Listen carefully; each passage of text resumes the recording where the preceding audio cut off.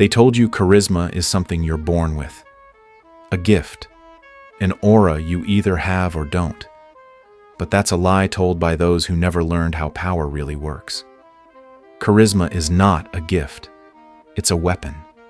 And like any weapon, it must be forged, sharpened, and wielded with intent. The world doesn't follow the nice man, the agreeable one, or the one who always tries to please. It follows the one who pulls others into his orbit without lifting a finger. The man whose presence changes the energy of the room before he even speaks. That kind of man doesn't chase attention. Attention follows him. Why? Because his charisma is strategic, not accidental. It's psychological gravity. It doesn't beg to be liked. It demands to be felt. When you understand this, you stop trying to be the most liked person in the room, and you start becoming the most remembered. And in that shift, you claim real power. True charisma is built, not by being loud, flashy, or agreeable, but by creating an emotional experience, one that others can't easily explain, but they feel it deeply. It's how you make someone feel when they speak to you, when they look at you, when they walk away from you and realize they can't stop thinking about you. That's charisma. It isn't about smiling at the right time. It's about controlling the emotional climate of every room you walk into. Most men try to be charming to win approval. But the Machiavellian man doesn't seek approval. He creates need. He makes others crave his attention like oxygen, not because he's desperate to be liked, but because he understands that being needed is more powerful than being loved. This isn't about manipulation. It's about mastery, the mastery of your own energy, your own voice, your own presence. When you walk into a room knowing that you don't need anyone, but everyone needs something from you, you become magnetic. People don't remember what you said, and they don't remember what you did. They remember how you made them feel. And when you learn to make them feel seen, significant, and slightly off balance all at once, that's when charisma becomes more than charm. That's when it becomes control. Most men confuse presence with performance. They believe that to be noticed, they must be loud, animated, or overly confident, chests puffed out, voices raised, constantly trying to fill silence with cleverness. But true presence doesn't shout, it whispers, and still, it dominates. Real presence is not about attention-seeking behavior, it's about emotional weight. It's the silent force that makes people lean in, lower their voice, and question their own significance in your presence. You don't win attention by projecting noise, you win it by radiating depth. When you walk into a room fully grounded, not trying to impress anyone, people feel it in their nervous system before they even process it in their mind. It's like gravity. They don't know why, but they feel pulled. Presence is awareness. It's intensity without aggression. It's the ability to sit completely still, completely calm, and still command the entire space. While others fidget, ramble, or rehearse their lines, you simply observe.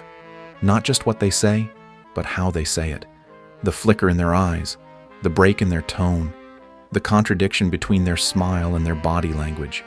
And when you observe like that, without judgment, but with razor-sharp attention, you make people feel seen in a way they've never felt before.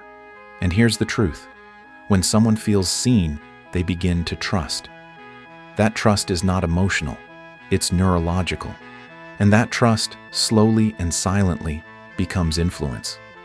You don't build presence by trying to be interesting. You build it by becoming deeply interested. And yet, you never chase. You listen without interrupting. You remain calm even when others escalate. Your stillness becomes a mirror, and in that mirror, they see themselves. That's the power. Not in dominating conversations, but in creating silence that makes others expose themselves. Presence is restraint. It's control. It's the refusal to rush, to fidget, to apologize for existing. You sit like a man who belongs, even in unfamiliar territory. Your stillness speaks. And when you speak, every word feels earned. Most people try to be seen. You, however, make others feel seen. And that subtle shift makes all the difference. Because the man who feels no need to prove himself becomes the one others feel compelled to prove themselves to. That is presence. and it is unforgettable. Warmth is often mistaken for weakness. Society trains you to believe that being kind means being soft, agreeable, and self-sacrificing. But a Machiavellian understands the truth. Warmth is not submission. It is strategy. When used correctly, warmth doesn't disarm you. It disarms them. It is not about being liked.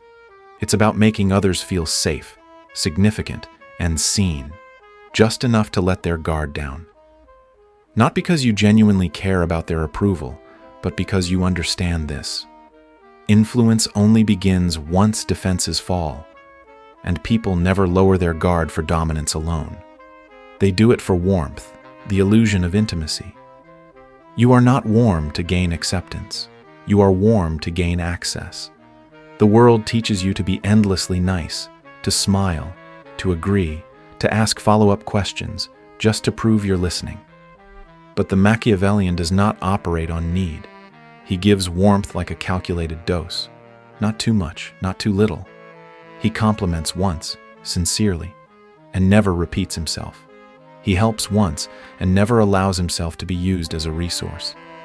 He listens deeply but never for validation, only for leverage. He makes people feel like they matter, not because they do, but because that feeling creates trust. And trust is the gateway to control. Real warmth doesn't chase gratitude. It doesn't need to be noticed. It lingers quietly, making the other person feel chosen. That feeling of being seen, valued, and understood, it becomes addictive. But the moment warmth becomes predictable, it loses its grip. So the Machiavellian stays one step ahead, offering glimpses of affection, then retreating into distance. That contrast, that emotional push and pull, is what makes people crave more. It's not cruelty, it's chemistry. Most people give warmth to earn approval. You give it to control emotional tone. You disagree with grace. You praise with honesty. You never flatter what you don't admire, because false warmth feels cheap, and strategic warmth feels rare. You don't rush to fix someone's discomfort. You let them sit in it. You don't over-explain. You stay composed. You become the calm in their storm. This is the paradox. When your kindness is effortless, never desperate, and always intentional, it becomes more powerful than force. Because in a world starving for genuine attention, the man who gives warmth with precision becomes unforgettable. Not because he gave too much, but because he always gave just enough. Real power doesn't announce itself. It doesn't demand attention or chase validation. It is quiet, still, unshakable. You don't feel it because someone raises their voice or commands a room through performance. You feel it because their mere presence changes the atmosphere. That's the kind of power that lingers. Not the kind that begs to be seen, but the kind that makes others adjust themselves without knowing why. Power in its purest form is invisible, but impossible to ignore. It is not found in words, but in how those words are delivered. It is not proven through dominance, but through emotional immovability. While others react, a powerful man remains composed. While others justify themselves, he lets silence speak. That silence, it becomes a mirror. And in that reflection, others see their own insecurity. The first rule of true power is this: never seek approval. The moment you chase validation, you hand over your leverage. You lower your value. You become ordinary. And in a world where influence is built on perception, being ordinary is the death of authority. You must be willing to be misunderstood, disliked, even rejected, and still remain grounded. Because power is not about how many people approve of you. It's about how little that approval changes who you are. The second rule: draw lines and defend them. When someone tests your boundaries, correct them calmly, not with aggression, but with clarity. You don't need to argue. You don't need to explain. A quiet no holds more strength than a desperate justification. When people see that you don't flinch under pressure, they start to adjust to you, and that's when you begin to lead without trying. The third rule: protect your image by controlling what you reveal. Oversharing is self-sabotage. Mystery is power. Let people wonder about your intentions. Let them question your next move. Curiosity keeps them circling. Silence keeps them leaning in. Speak less, but with precision. Make your words feel like they matter, because they do. Every phrase should land like a move in a chess game, planned, intentional, and final. When you master this form of power, quiet, grounded, self-contained, you don't need to dominate anyone. People feel your strength. They second-guess themselves. They give you space. Not because you took it, but because your presence made it clear. You were never asking for permission. You were already in control. Most people are ruled by their emotions. They react, they explode, they plead, they confess, believing that expressing every feeling is what makes them authentic. But a man who seeks power knows better. Emotional control is not repression, it is strategy. It is the ability to feel deeply, but express selectively, to remain composed when others unravel. And in that composure, you create a mystique so compelling that others begin to orbit you, not because they understand you, but because they can't. That's the secret. People don't fall for what they can predict. They fall for what they can't figure out. And when you can make someone feel everything while showing nothing, you control not just the moment, but their mind. The world will tempt you to bleed your emotions into every conversation. But the Machiavellian man knows that power lives in restraint. He never rages, never begs, never explains himself emotionally. Instead, he listens, calculating, collecting data while others reveal too much. He doesn't absorb emotions like a sponge. He reflects them like a mirror, only when it serves him. Because once someone sees your raw emotion, they know where to poke. They know how to manipulate you. And that is a vulnerability you cannot afford. Control isn't just about silence. It's about what that silence causes in others. When someone escalates and you don't respond, they start to question themselves. When they expect you to reassure them and you remain calm, they start to crave your validation. This imbalance creates fascination, and that fascination is leverage. When they feel everything and you feel nothing, you become their emotional anchor, their mystery, their obsession. They chase you not because you beg to be loved, but because you make them feel unstable in your absence. This isn't cruelty, it's control. And control is necessary, not because you want to hurt anyone, but because you refuse to be hurt by those who don't deserve your vulnerability. You let them open up first. You let them speak emotionally. You simply observe, store, and choose your timing. That's how you gather influence. Because here's the truth. People don't respond to facts. They respond to emotional climates. And the man who shapes that climate without exposing his own weather, he is untouchable. In a world full of chaos, he becomes the calm. And calm, when everyone else is screaming, feels like power. Obsession is never born from clarity. It is born from mystery, from unanswered questions, from emotional gaps the mind tries to fill. The greatest mistake most men make is becoming too available, too predictable, too open. They reveal their thoughts too quickly, their intentions too clearly, their affection too generously, and in doing so, they kill desire. Because fascination does not thrive in certainty. It lives in the tension between presence and absence, warmth and distance. When someone knows exactly what you feel, where you stand, and how much you care, they stop chasing. But when you leave just enough space for them to wonder, to doubt, to guess, you create addiction. A Machiavellian understands this deeply. He doesn't lie, but he never reveals everything. He speaks in truths, but only in layers. He shares stories, but selectively.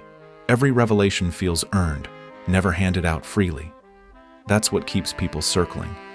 The idea that there's always more to uncover, one more layer to reach, one more secret behind your silence. You are not just a man. You are a puzzle. And puzzles aren't addictive because they're solved quickly.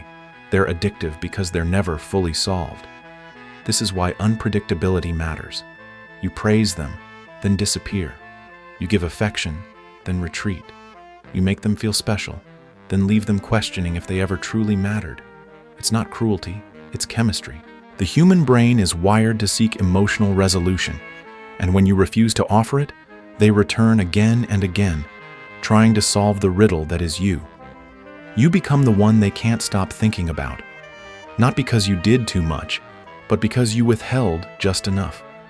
Even in intimacy, you must keep something hidden, not deception, depth. Let them peel away one layer and discover another. Let them believe they're getting closer, even as they remain slightly out of reach. Because the moment someone feels they fully understand you is the moment they begin to undervalue you. Familiarity breeds comfort, and comfort kills pursuit. So never let your identity become fully defined. Let your silence speak louder than your explanations. Let your unpredictability become your presence. Because when people cannot explain you, they don't walk away. They come back, obsessed with the answer they'll never quite find. And in that mystery, you don't just become interesting, you become unforgettable. You were told to be authentic, to be yourself, to let people in and wear your heart on your sleeve. But those who walk in power know a different truth. Your identity should never be a window. It should be a mirror made of smoke. In a world obsessed with labels, the most unforgettable men are the ones no one can quite define. You're not just a personality, you are a myth. Part fact, part fiction, entirely unforgettable. The goal is not to be understood. The goal is to be felt, to linger in someone's memory, not because they know you, but because they can't stop wondering who you really are. When you become a myth, everything about you becomes deliberate. Your words are chosen carefully. Your stories are shared with intention. Your silence carries meaning.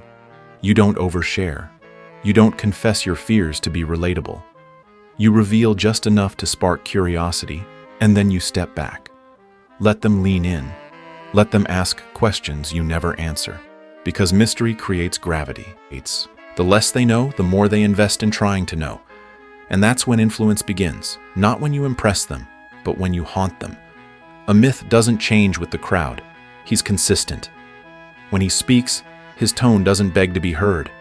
It commands silence. When he moves, it's with the calm certainty of someone who knows the world will adjust to him. His identity isn't reactive. It's crafted.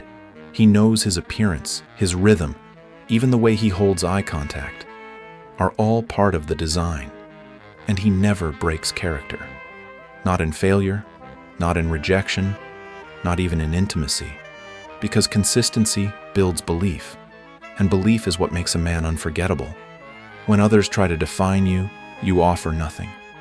You smile, but never confirm. You shift, evolve, withdraw. Not to hide, but to maintain control. You're never fully known, and because of that, you're never fully owned. The moment someone believes they've figured you out, you change again, not randomly, but intentionally. Because control over perception is control over power. And when you become a myth, people don't follow you for who you are. They follow you for what you represent.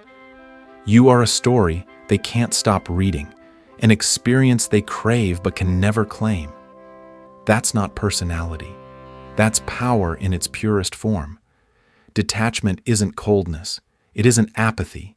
It's control over your emotions, your energy, and most importantly, your value.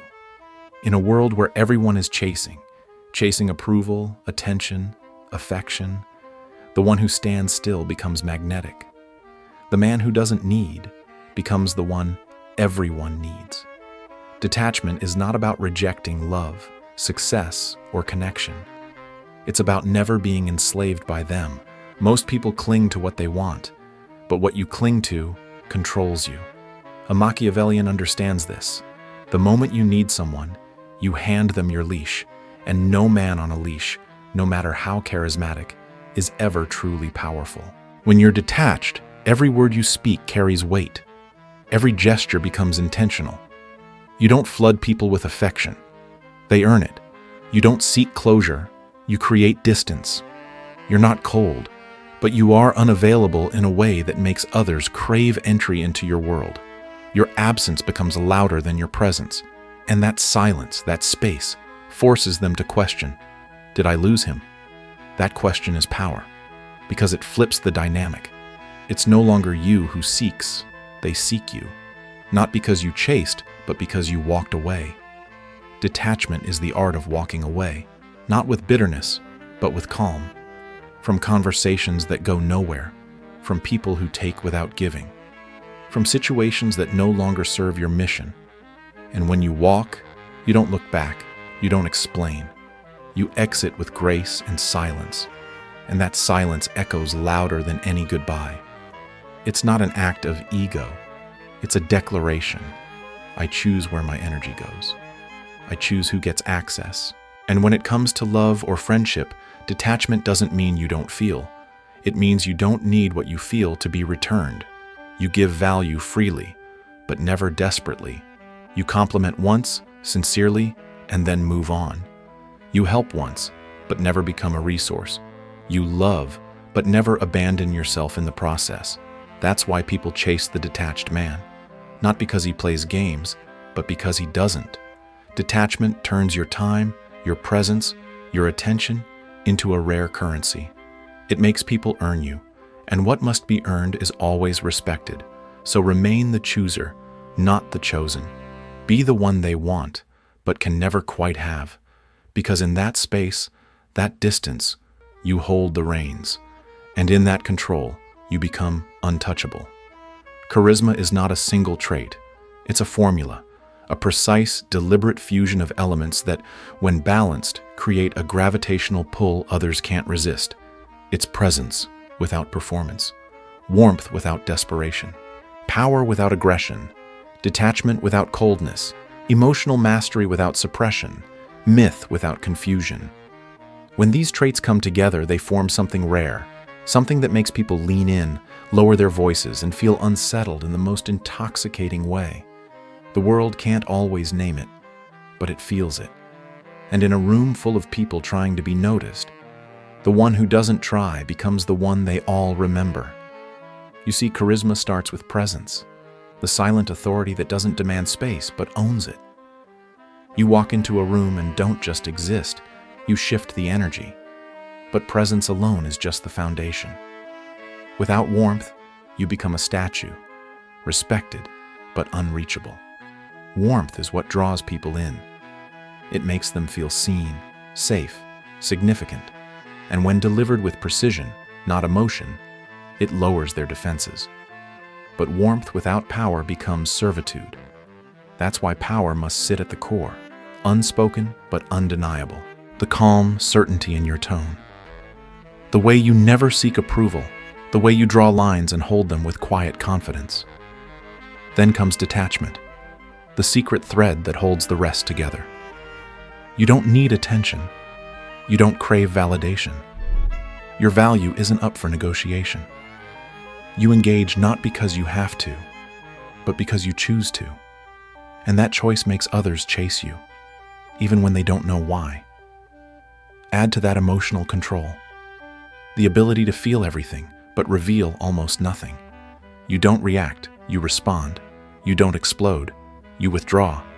And in your restraint, others become exposed. But perhaps the most powerful element is myth. You are not just a man, you are a narrative, a presence, a question no one can fully answer. You share stories but sparingly, opinions but selectively. Each piece you reveal feels like a privilege, not a pattern. You are never fully known, and that's why they keep returning. This is charisma, not charm, not friendliness, not popularity. It's design, it's architecture. And the man who builds himself with these elements doesn't beg to be noticed. He controls the room without saying a word, not because he's loud, but because he is unforgettable by design. In a world obsessed with being liked, validated, and understood, the most powerful shift you can make is this. Stop chasing acceptance. Start mastering presence. What this philosophy teaches is not cold detachment or manipulation. It's clarity. Clarity about your value, your energy, and how you choose to show up in a room, in a relationship, in life. You don't need to shout to be heard. You don't need to overshare to be known. You don't need to impress to be respected. The true advantage lies in silence sharpened into strategy, in warmth delivered with intention, in boundaries held without apology. When you stop needing, you start attracting. That doesn't mean you should stop caring. It means you must stop proving.